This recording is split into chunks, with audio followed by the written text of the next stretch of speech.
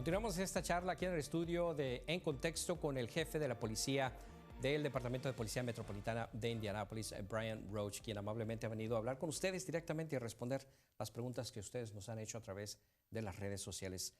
Chief, thank you very much again for coming to the show. Thank you. Talking to us about these important, really important issues. So we were talking about people going to the courts and being afraid of being encountered with immigration officers there. So we know that Major Jose has said in the past that he will not spend any money, he will not spend any dime on unconstitutional actions. But the truth is that, of course, arrests are constitutional, are within the law. So I'm not sure what he's talking about. I want to invite him in to answer those questions, but that's politics.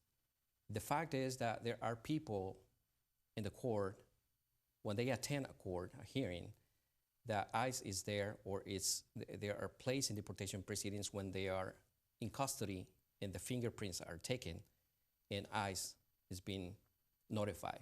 So who is doing that? It's not your department. It's not the police department. So the criminal justice system is confusing to those who grow up in this country, let alone people that come here from other nations. But so the city police are in charge of the local and state laws within Marion County. They're the guys that you see in blue driving around trying to affect public safety. If there is an arrest made, they go into the jail system and the rest of the criminal justice system. So they go to court and everything else. So the jail, and I can't speak for the sheriff's department, but the jail is run by the Marion County Sheriff's Department. Any interaction between the courts or the sheriff with ICE is something that the police department doesn't have any control over. So we're making arrests when they need to be made and when they are constitutional. But once it gets past that, once we drop them off, our hands are really tied. We support the court system by going and testifying to what we saw and what we did and what we heard. But other than that, we're the front line, I guess, to that system. But once we drop them off, we no longer have any control over that. What's your main concern? You know that many thousands people are driving without a license because they can get a driver's license under the current immigration law and the state law. What's your main concern, knowing that there is a lot of people out there driving without a license? Yeah, so driving is a skill, and that's why we have a license. There's a process that you need to go through so that you're learning not only the different laws and infractions and what signs mean and what the double lines mean and things like that, but there's also a testing process where can you physically drive a car, and that's the importance of licensing people. So no matter where you're from, it's important to have a license so that your ability to drive, that you know the rules, and your knowledge of the rules, and it's a safety issue for us. How do we educate the people? I mean, we understand this is a big issue, and many people say, okay, the immigration issue is a national issue, it's a federal issue. But the police departments, local law enforcement, aren't really attached on that. I mean, there's no way they can detach your cell phone on the issue. So how do we educate the people who ultimately are driving without a license because of a necessity? All right, so it's opportunities like this. I just got called yesterday from a counselor who has been working with Lakewood Church, who has a large immigrant population, and she's setting up a town hall, and we're going to send officers, and then there's going to be some legal people there to talk about issues like this, to hopefully bring some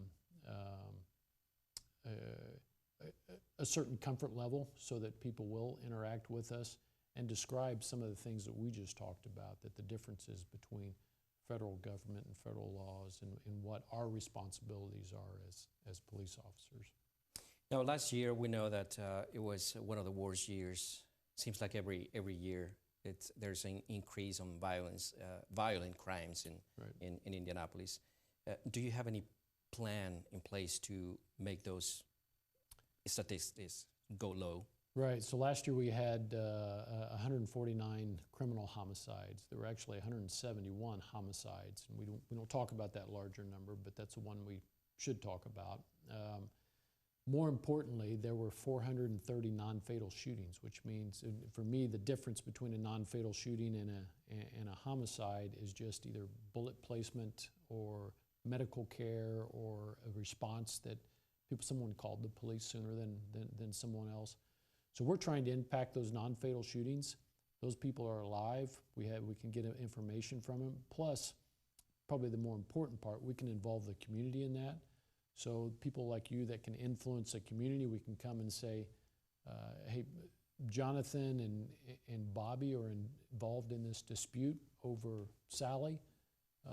They're either going to shoot each other and kill each other this time, or you can get your arms around them, somebody that can influence their lives and have a discussion about where they're going to end up. And then at the same time, we're looking at those people and the behaviors.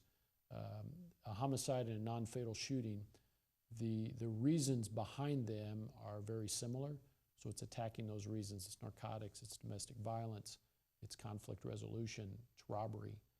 So it's trying to address those things with those individuals. Because sometimes you look at our victims and our suspects, and their criminal histories kind of mirror each other. They're involved in the same criminal activity.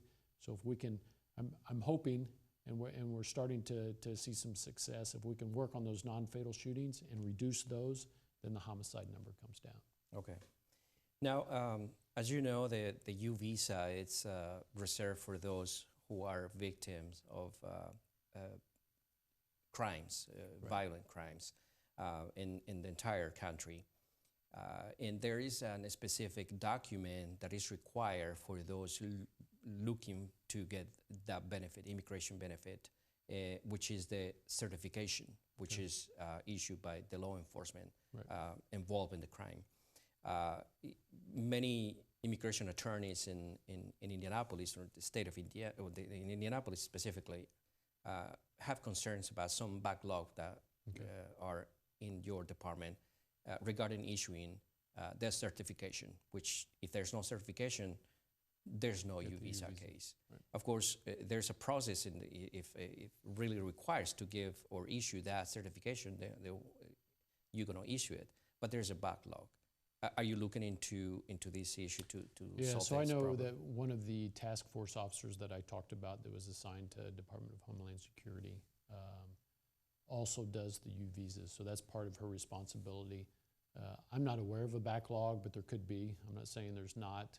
So I promise you all we'll look into that. There has been some discussion about creating a civilian position rather than a sworn position, because I think the matter is it's identifying the report that person is associated with and make sure it fits within the laws, mm-hmm. and then creating that certificate. Sure.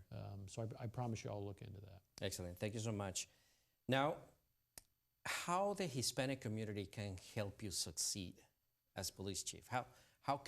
What can we do as community? Because we are part of this, of course, this community. Right. We love Indianapolis. We are part of it. We feel that we want to help. So how can we help you to succeed? Well, first off, I'm glad you feel part of the community, because you are. And it's probably in these times a harder ask than it has been in the past, but we want you to trust us. And I think you can show your trust by making sure you're reporting things that happen, and feeling comfortable in sharing that information with us. Be patient with us. Not all of us speak Spanish.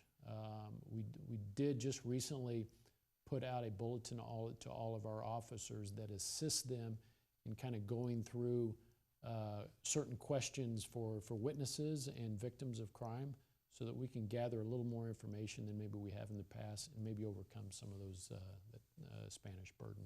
Great, great. And please let us know, how can we help you in any future plans you may have. And thank you for coming. Great. Thank you again. We really appreciate it. Appreciate having us. Thank you very much. El jefe de la Policía de Indianápolis, Bryan Roach, aquí en el estudio de En Contexto. Nosotros hacemos una pausa, regresamos con más. No se vaya.